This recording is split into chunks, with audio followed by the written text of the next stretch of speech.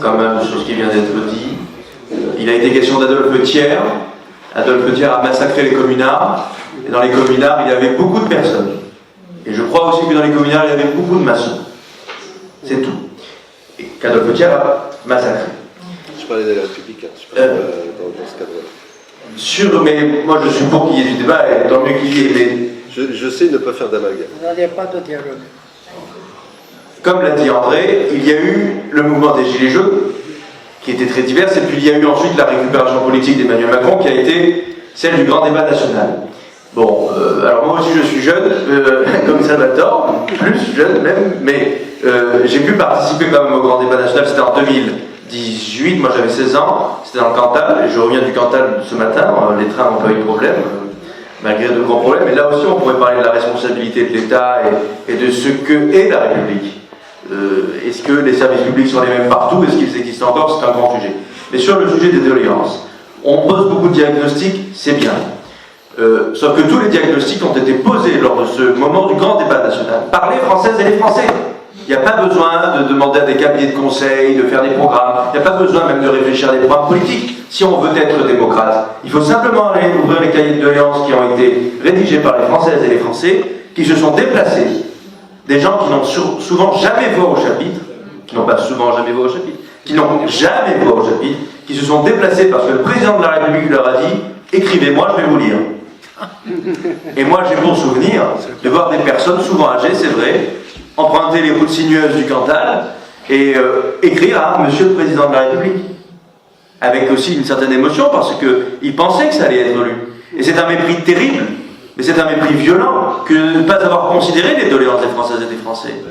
Et donc, en effet, Didier Lebret a fondé une association qui s'appelle Rendez les doléances, et d'ailleurs je remercie André pour l'invitation, l'association pour une constituante, parce que nous travaillons ensemble et tout le travail qui est fait de consultation, de débat est une sorte de continuation de ce grand débat-là et du mouvement des Gilets jaunes, parce que c'est ça la démocratie délibérative. Et avec cette association, que j'ai l'honneur de présider depuis maintenant un peu plus d'1 an, on a essayé de récolter les cahiers de doléances. Ils sont présents sur notre site internet, pas tous, mais il y en a. On a fait des réunions publiques, il y a un documentaire qui a été récemment tourné sur le sujet des doléances, et on a essayé de rappeler à Emmanuel Macron sa promesse, et qui n'engage que celles et ceux qui le croient, qui était de les publier et d'en faire quelque chose. Et pour l'anecdote, le jour où Macron devait parler sur les doléances, c'est le jour où la cathédrale de Notre-Dame de Paris a brûlé. Donc si je veux faire la métaphore un peu loin, c'est la religion chrétienne, même si la Notre-Dame appartient à l'État, mais c'est la religion chrétienne qui a sauvé le régime finalement. D'une certaine façon, parce que, et je faisais une boutade, hein, je n'ai rien, mais j'ai trouvé ça marrant parce qu'il a justifié le fait de ne pas parler des doléances par le fait que la cathédrale brûle. Bon, la cathédrale est reconstruite, c'est bon, peut-être qu'on peut en reparler. Donc il y a un vrai sujet sur les doléances. Et moi, mais je l'ai déjà dit à l'occasion d'autres événements qui avaient été organisés par les mêmes amis ici là, c'est que c'est à vous de reprendre le flambeau, parce que le gouvernement ne fera rien. Et je vais dire un mot là-dessus, je vais me corriger, parce que le seul gouvernement qui a voulu faire quelque chose sur les doléances, c'est le précédent. C'est celui de Michel Barnier.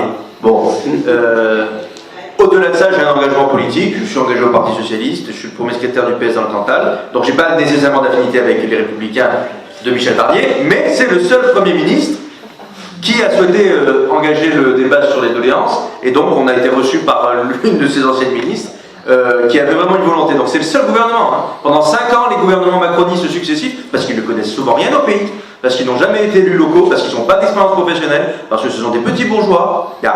Mais ça c'est un vrai sujet, on a parlé de démocratie dans l'entreprise, mais enfin, Jean Jaurès y portait une autre idée, en plus de la démocratie de l'entreprise, c'était la Chambre des travailleurs. C'était transformer le Sénat, qui est une chambre conservatrice par excellence, qui a été créée initialement pour conserver, hein, en une chambre des travailleurs. Et il n'y a aucun travailleur qui est représentant de la nation aujourd'hui. Mais quand je dis travailleur, je ne veux pas dénigrer les professions libérales ou les chefs d'entreprise. Et je suis persuadé qu'il y en a là, mais quand je parle de travailleurs, c'est les travailleurs. C'est les employés, c'est les ouvriers, c'est les paysans exactement, qui sont encore majoritaires, tous ces travailleurs-là dans le pays, parce que c'est plus de 50% de la population active. Il y en a 0 à l'Assemblée nationale. Il y en a une, c'était Rachel Keke, qui était femme de ménage. Tout le monde s'en est fait féliciter, c'était une bonne chose, elle l'est plus.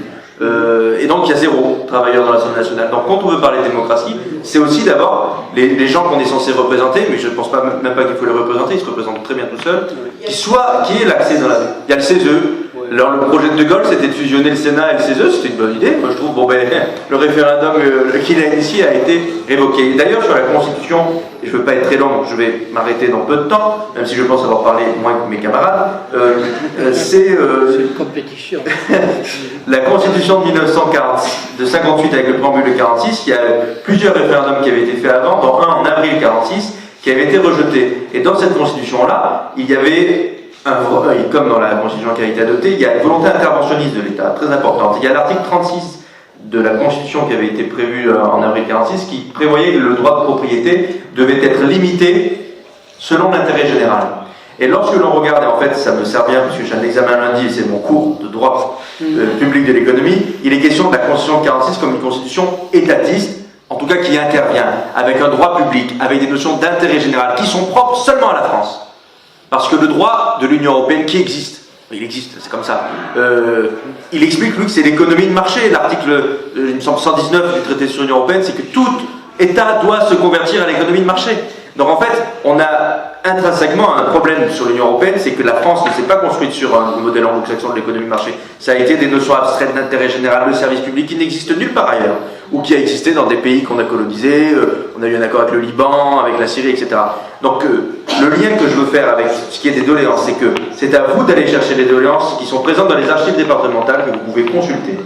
C'est difficile de les consulter parce que soit il faut un titre de chercheur et alors il faut aller à la Bibliothèque nationale de France, soit vous pouvez les consulter aux archives départementales. Mais si on veut faire un programme politique, c'est ça la question de la deuxième table ronde, je m'arrêterai là-dessus. Si on veut faire un programme politique, chacun a des idées, on a plein de diagnostics, c'est super, et moi le premier j'en ai plein. Mettons-les de côté, allons voir ce qui a été dit dans les doléances, reprenons les propositions qui ont été les majoritairement mises en avant, il y en a une centaine, le recensement a déjà été plus ou moins fait, que chacune et chacun soit ce citoyen qui va chercher les doléances dans son archive, qui téléphone à ses amis pour essayer de les récupérer là où ils habitent. N'hésitez pas à l'envoyer à l'association rendezlesdoléances.fr, on a la carte interactive, etc. Et ensuite on fait un programme politique avec ça. Et en plus c'est super pertinent dans le moment où il n'y a pas de majorité politique dans l'Assemblée nationale. De dire il n'y a pas de majorité politique, mais il y a une majorité dans les cahiers. Alors allons les chercher. Je vous remercie.